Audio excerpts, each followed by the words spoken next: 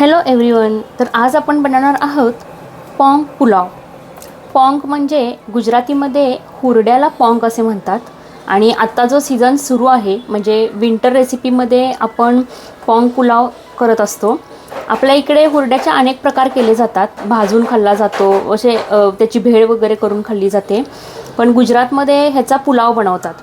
तर मी इथे किसान कनेक्ट नावाचं जे ॲप होतं ना माझ्याकडे, त्याच्यावरून मी हे पोंग पुलाव पोंग मागवलेले आहेत. म्हणजे आपण हा हुरडा म्हणतो ना, हा मागवलेला आहे.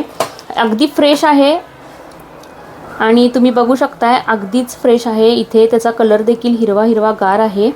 तर आपण आज बनवणार आहोत याचा पुलाव. तर यासाठी आपल्याला काय काय लागणार आहे साहित्य आपण बघूयात. तर सगळ्यात पहिला आपल्याला लागणार आहे तांदूळ. तर इथे 1 वाटीचं प्रमाण मी घेतलेलं आहे आणि 1 वाटी तांदूळ मी इथे पहिल्यांदा धुवून घेते. तुम्ही बासमती राईस वापरू शकताय, मी वाडा कोलम इथे वापरत आहे. तर सगळ्यात पहिला काय करूया, जो आपला तांदूळ आहे ना तो स्वच्छ धुवून नितळत ठेवूयात. इथे तांदूळ नितळायला मी ठेवलेले आहेत. चला तर मग आता आपण बघूयात. हे जे काही मी हुरडा घेतलेला आहे किंवा जे काही हे पोंग घेतलेले आहेत, ह्याला जवार पुलाव असे देखील म्हणतात. कारण की हे कवळे ज्वारीच आहेत. ज्वारीच्या कणसातून काढलेले हे कवळे ज्वारी आहेत. तर जितका आपण हे घेतलेलं आहे, म्हणजे जेवढा आपण ज्या वाटीनं आपण तांदूळ घेतलेला आहे त्याच वाटीनं आपल्याला हा हुरडा घ्यायचा आहे. तर आपण ते आता घेऊयात. माप एकसारखंच ठेवायचं आहे.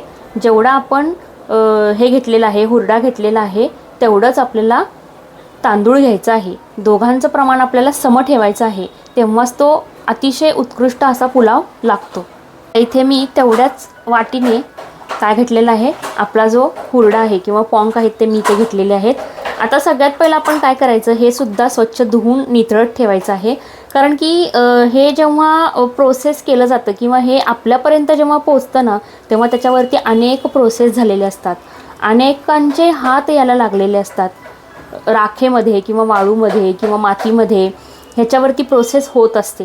त्यामुळे काय करायचं की कधीही कोणताही असा कच्चा माल जेव्हा आपल्या घरापर्यंत येतो तेव्हा तो पहिल्यांदा स्वच्छ धुवून घ्यायचा. तर आता आपण हे पोंग पण काय करणार आहोत, तर धुवून घेणार आहोत स्वच्छ. हे आपला जो काही हुरडा आहे तो मी स्वच्छ धुवून नितळत ठेवलेला आहे. आता आपण बघूयात पुढची प्रोसेस. आपल्याला फोडणीसाठी इथे काही खडे मसाले लागणार आहेत. तर मी ते इथे घेतलेले आहेत. एक तमालपत्री घेतलेली आहे, एक हिरवी इलायची घेतलेली आहे, ती अशी फोडून घेतलेली आहे. म्हणजे आपण जेव्हा ह्याची फोडणी देणार ना तेव्हा तेलामध्ये ती काय होणार, फुलून येते आणि त्यातले जे काही वेलचीचे कण आहेत, इलायचीचे कण आहेत, ते आपल्या भातामध्ये मिक्स होतात.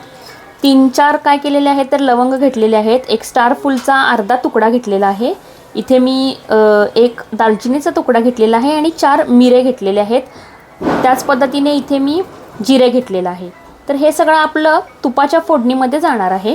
आणि फोडणीत आपण जो आपला जो हिंग असतो ना तो देखील आपण घालणार आहे.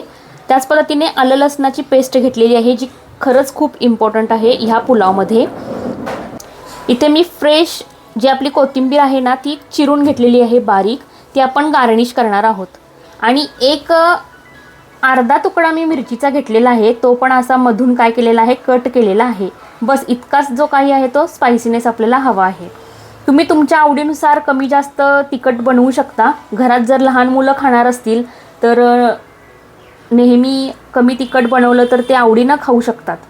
तर एवढं सगळं आपल्याला साहित्य इथे लागणार आहे. आपण आता काय करूयात, पुढची प्रोसेस करूयात. कुकरमध्येच मी हा पुलाव बनवणार आहे, पटकन आणि झटपट होतो. तर ह्याच्यामध्ये सगळ्यात पहिला मी 2 टेबलस्पून इतकं साजूक तूप घेतलेलं आहे. आणि आता ह्याच्यामध्ये आपण आता फोडणी घालूयात. तूप कडलं की आपण त्याच्यामध्ये काय घालणार आहेत, सगळे आपले हे खडे मसाले घालणार आहे. खड्या मसाल्यांचा स्वाद कोणत्याही पुलावमध्ये अतिशय उत्कृष्ट लागत असतो. त्यामुळे खडा मसाला हा कंपल्सरी घालायचाच. आता हे जे काही आहेत ते फुलून द्यायचे. लवंग, दालचिनी, वेलची हे आता सगळे फुलतात ह्या तुपाच्या ह्याच्यामध्ये. एक थोडा वेळ जाईल, एक 2-3 सेकंदात आपलं जे काही तडतडून ही फोडणी बसेल.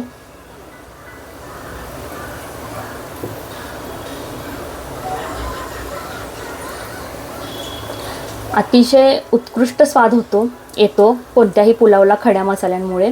आणि कधीही मसाले वापरत असताना ते ताजे असावेत. जितका आपला मसाला ताजा असेल ना, तितक्या आपल्या कोणत्याही डिशचं किंवा कोणत्याही पदार्थाची चव लज्जतदार बनते, खमंग बनते. चला, आपला एक जो काही लवंग आहे तो उडलेला आहे. आता गॅस बारीक करायचं आणि ह्याच्यामध्ये आता आपण घालूयात हिंग.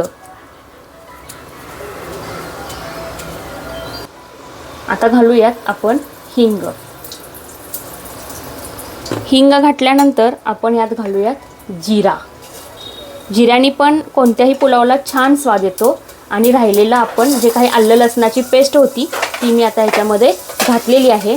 आता हा सगळा जिन्नस जो आहे, सगळा जो हा मसाला आहे तो छान तुपामध्ये असा परतवून घ्यायचा. गॅस पूर्णच बारीक ठेवायचा आहे.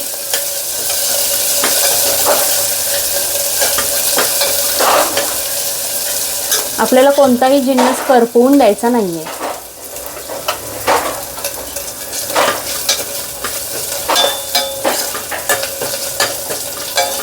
जोपर्यंत ह्याचा कच्चा वास जात नाही आलं लसणाचा, तोपर्यंत आपल्याला हे परतवायचं आहे. छान परतवून झालेलं आहे. आता आपण ह्याच्यामध्ये फक्त गरम मसाला आणि ही मिरची टाकत आहोत आणि गरम मसाला. खूप सोपा पुलाव आहे हा, कोणीही बनवू शकेल. आता बघा, मी गरम मसाला पण ह्याच्यामध्ये टाकते. आता गरम मसाला 1 टेबलस्पून इतका आपण काय करूयात, ह्याच्यामध्ये गरम मसाला घालूया. ह्यानी स्वाद खूप छान येतो पुलावला आपला. अतिशय सुंदर पुलाव होतो. तुम्ही सगळ्यांनी हा आत्ता हंगामात ह्या करून बघा. चला, आता जे काही आपण धुवून ठेवलेले हे होते, हुरडा होता किंवा पॉंक होते, ते आता ह्याच्यामध्ये घालून पुन्हा परतवायचे. आणि हे छान परतवून घ्यायचे सगळ्यात पहिला, कारण की ही स्टेप खूप महत्त्वाची आहे. पूर्ण तेलामध्ये मसाल्यांसोबत हे पूर्ण पॉंक आपले काय व्हायला पाहिजे, तर परतवले गेले पाहिजेत. तर आपण हे आता छान परतवून घेऊया. छान परतवून घ्यायचे आहेत.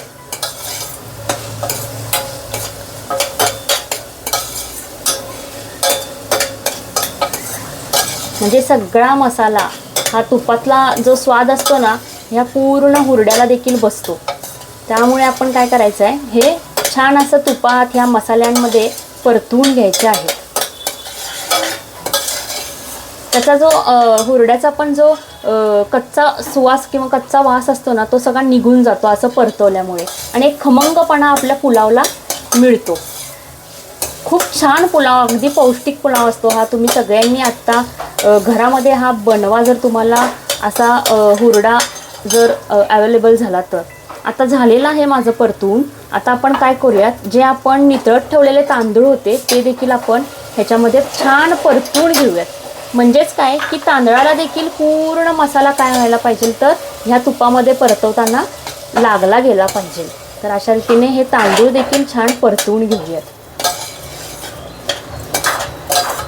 आणि आपण जितकं तांदूळ घेतलेलं आहे त्याच्या दुप्पट फक्त पाणी घ्यायचं. म्हणजे 1 वाटी मी तांदूळ घेतलेला आहे, तर मी 2 वाटीच फक्त काय घेणार आहे, तर पाणी घेणार आहे. पाहताय तांदूळ हे तुपामध्ये आणि ह्या मसाल्यांमध्ये अगदी छान परतवले गेलेले आहेत. आता आपण ह्याच्यामध्ये घालूयात पाणी. तर मोजूनच पाणी घेतलेलं आहे 2 वाट्या. जितका आपला तांदूळ होता त्याच्या दुप्पट मी इथं पाणी वापरत आहे.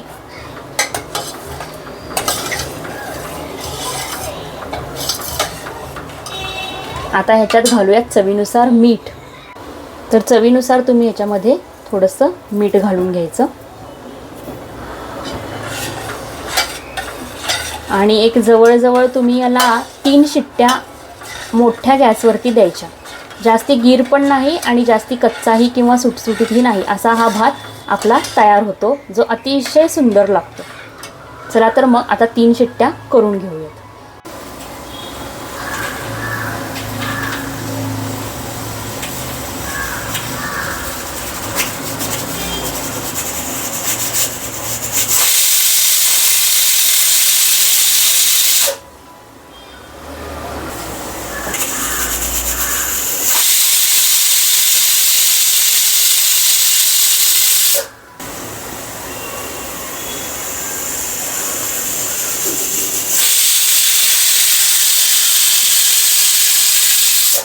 3 शिट्ट्या झालेल्या आहेत. आता करूयात गॅस बंद आणि आता कुकरला थंड होऊन देऊयात.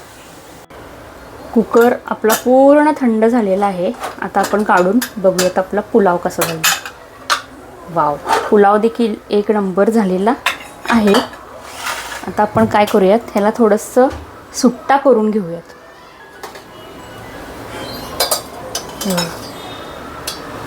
बघितला, इतका सुंदर आणि छान. प्रत्येक शीत जे आहेत तांदळाचे, भाताचे, ते सुट्टे सुट्टे आहेत. हे बघा, अतिशय सुंदर चविष्ट असा हा भात होतो. आपण आता ह्याला सर्व कसं करायचं ते पाहूयात.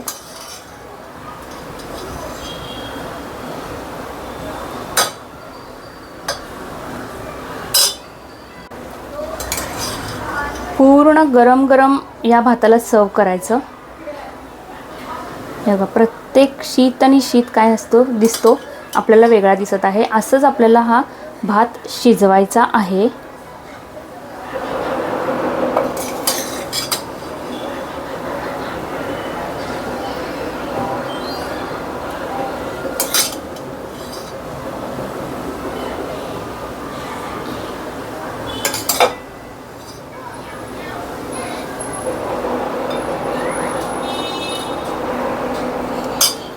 तर तुम्ही बघू शकताय, प्रत्येक शीत भाताची वेगळी दिसत आहे.